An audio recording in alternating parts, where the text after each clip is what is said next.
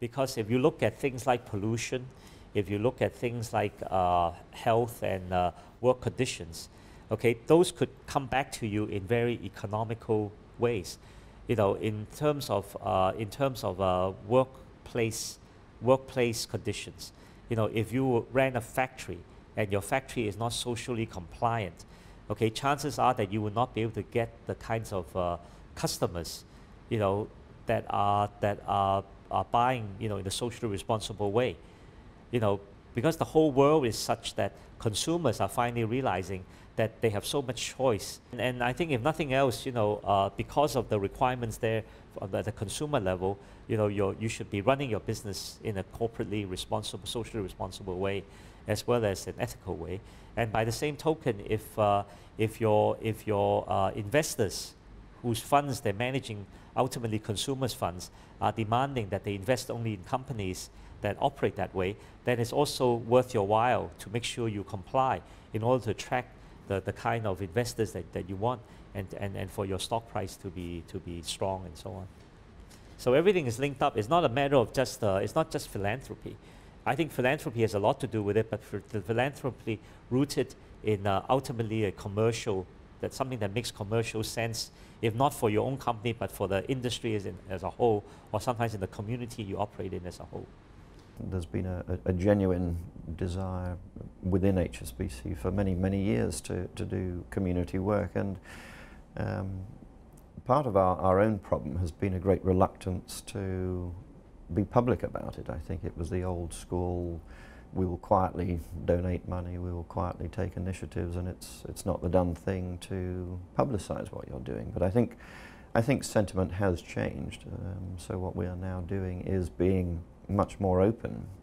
We put out a CSR booklet, we have a CSR website, and we now have this community headed up by a senior non-executive director.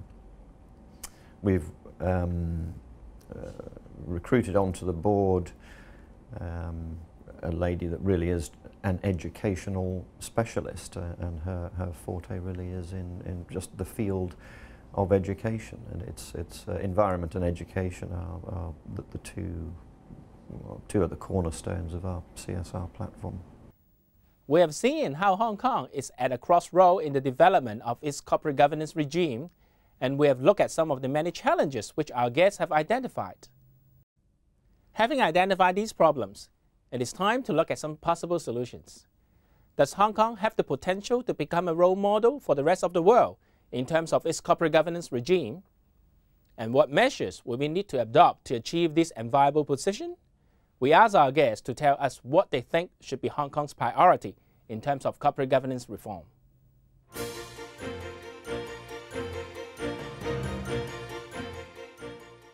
My suggestion is the time to really form a Hong Kong-wide CG steering committee.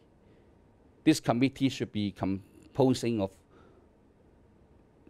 you know, stakeholders from every part of the society, okay? Corporate sector, you know, investors, intermediaries, regulators, academic. I think all these people, stakeholders, can be put in one single committee, debate, and think about the long-term measurement, the long-term policy of Hong Kong. Unfortunately, so far we don't have such a cross-sector, cross-organization, you know, steering committee for the whole Hong Kong. And even we don't have a whole, what we call the national cook for CG. Now we have the listing rule, and the listing rule is only, they have what they call a code of best practice, but they're only applying for certain listing companies. I think Hong Kong really need a national-wide code of corporate governance adopted, accepted by every sector of the society.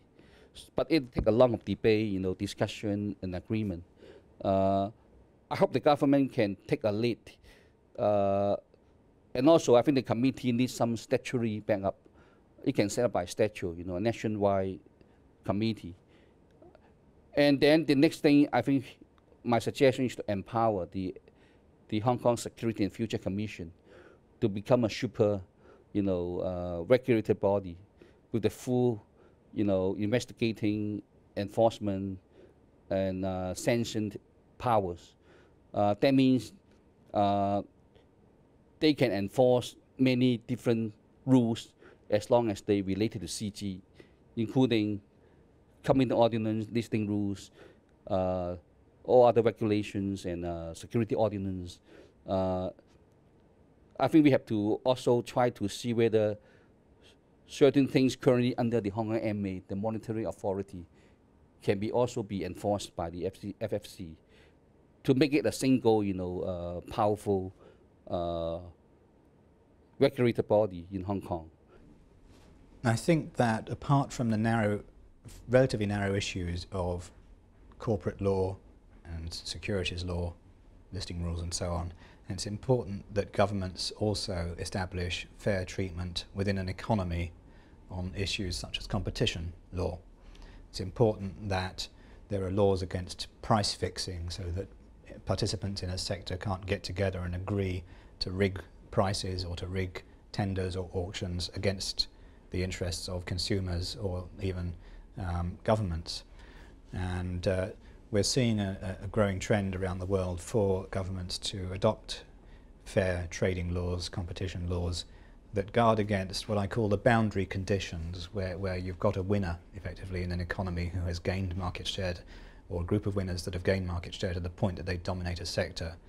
There must then be checks and balances to stop them abusing that position and distorting the free market, because the invisible hand is no longer there once you reach the edge of the map in competition terms.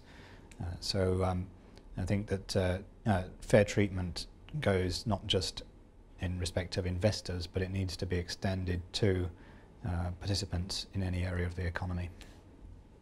The only aspect, I think, that would be worthy of a serious review is the responsibilities of directors, and in particular the independent non-executive directors. I think their level of liability, their level of responsibility has gone up enormously. At the end of the day, they just simply do not have the same access to information as the executive directors. Now, I know it's a very delicate debate about directors should not be held or should not be allowed to get off being liable for their actions, but I think the present attitude where effectively they are a director is a director is a director and all equally accountable, subject to what is a fairly, perhaps a minor level of expectation might be slightly lower for non-executive directors. But I think some way does need to be found of providing the independent non-executive directors with a degree of comfort and protection that as long as they act honestly, faithfully, in the best interests, something like the business judgment rule type concept, that you might find it becomes a little easier to recruit non-executive directors. A couple of areas which I would like to see being implemented. One is raising the standards expected of directors. At the moment, we still go on a subjective test, which is based on the relative skill and expertise of the directors. The other area that I would like to see is to empower the shareholders so that they take more responsibility for their own investments. At the moment, shareholders have very, very little recourse, in the sense that if anything goes wrong, for example, if a director rips off a company, can the shareholders sue? Not presently. They can go through derivative actions, which has been implemented since July of this year. But at the end of the day, usually it will be the company that decides whether or not the director should be sued because the company suffers a loss. So at the moment, what we have is a problematic area. Shareholders put in the investments, but if there's an investment loss, the shareholders can't really sue.